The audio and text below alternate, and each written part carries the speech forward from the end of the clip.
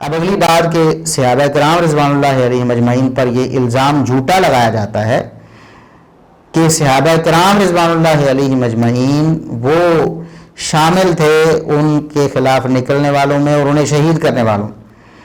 یہ اسحاق جھالوی صاحب منہ کھول کر منہ پھٹ ہو کر یہ کہتے تھے جی وہ بیت رضوان والے صحابہ نے گھر گھیرا ہوا تھا سیدنا عثمان رضی اللہ عنہ کا. بالکل جھوٹ ہے، بالکل جھوٹ ہے.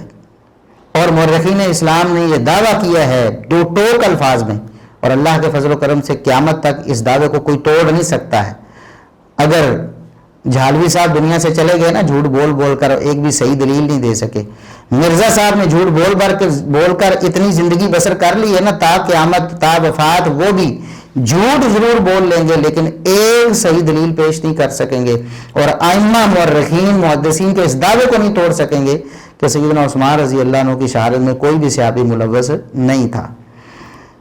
حافظ بغوی رحمۃ اللہ علیہ وہ فرماتے ہیں لم یشارک فی قتلہ احد من الصحابہ.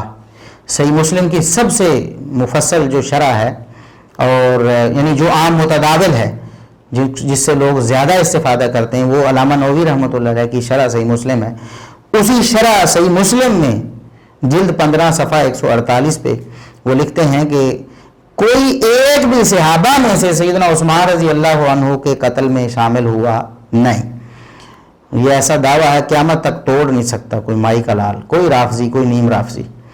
شیخ الاسلام ابن تیمیہ رحمہ اللہ تعالی وہ فرماتے ہیں لم يدخل واحد منهم فی دم عثمان. صحابہ کرام میں سے کوئی بھی سیدنا عثمان رضی اللہ عنہ کی شہادت میں ملوث نہیں ہوا. لا قاتل ولا امر بقتلہ، نہ کسی صحابی نے سیدنا عثمان کو شہید کیا نہ شہید کرنے کا حکم دیا. وانما قتلہ طائفۃ من المفسدین فی الارض من اوباش القبائل واہل الفتن، بلکہ جو شہید کرنے والے تھے وہ فسادی لوگ تھے. اوباش اردو میں بھی لفظ اوباش استعمال ہوتا ہے نا، آوارہ گرد بدبخت لوگ تھے اور یہ فتنہ گر تھے یہ لوگ، یہ جنہوں نے سیدنا عثمان رضی اللہ عنہ کو شہید کیا. یہ منہاج السنہ ہے ان کی کتاب جلد 4 صفحہ 323. یہ شیخ الاسلام ابن تیمیہ رحمۃ اللہ علیہ کا ایسا دعویٰ ہے کوئی رافضی اور نیم رافضی قیامت تک اس دعوے کو توڑ نہیں سکتا. شیخ الاسلام ابن تیمیہ کو گالیاں جتنی مرضی دے لیں، ان کے خلاف زبانیں گز گز لمبی کر لیں، لیکن ان کے اس دعوے کو اللہ کے فضل و کرم سے کبھی نہیں توڑ سکتے، آپ تا قیامت نہیں توڑ سکتے. حافظ ابن کثیر رحمۃ اللہ علیہ امام المفسرین ہیں اپنے دور کے، خاتمۃ المفسرین بھی انہیں کہا جاتا ہے، مورخ بھی ہیں اسلام کے، تاریخ اسلام پہ بہترین کاوشیں ہیں ان کی. وہ فرماتے ہیں لیس فیہم صحابی وللہ الحمد، اللہ کا فضل ہے، شکر ہے کہ کوئی ایک بھی صحابی سیدنا عثمان رضی اللہ عنہ کے خلاف نکلنے والوں یا انہیں شہید کرنے والوں میں شامل نہیں تھا. یہ البدایہ والنہایہ جلد 10 صفحہ 451 میں انہوں نے فرمایا ہے. اب اس دعوے کے بعد کون ہے مائی کا لال جو دلیل لائے؟ دلیل ان کے بس بیچاروں کا کام ہی نہیں ہے. یہ تو ایک حدیث ایک سند پر حکم نہیں لگا سکتے، بیچارے مورے ہیں، انتظار کرتے رہتے ہیں کہ کوئی ترجمہ کر کے چھاپے. ترجمہ کرنے کے قابل بھی نہیں ہے.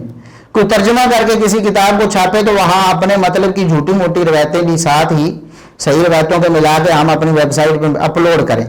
یہ دلیل لائیں گے ان ائمہ محدثین اور مورخین کے خلاف. اچھا اب یہ تو تھا ائمہ مورخین اور محدثین اور مفسرین کا ایک فیصلہ، اور یہ اہل سنت کا اتفاقی فیصلہ ہے.